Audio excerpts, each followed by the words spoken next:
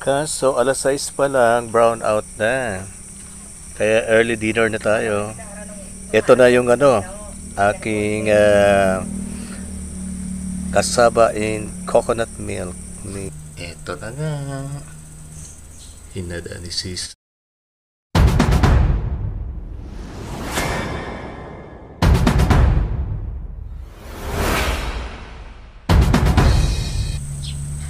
Aside from gabi leaves na ginagawang laing o niluluto sa gata, ito pa rin kasaba leaves or balingoy ang nilulutong paborito ng mga Bicolano.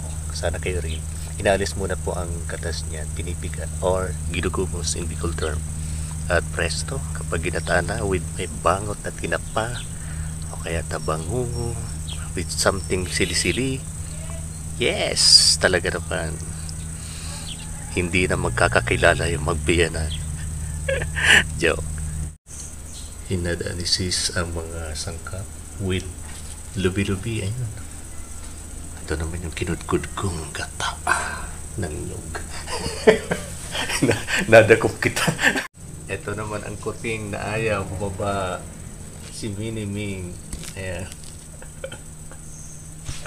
Kaso alas 6 pa lang, brown out na. Kaya early dinner na tayo. Ito na yung aking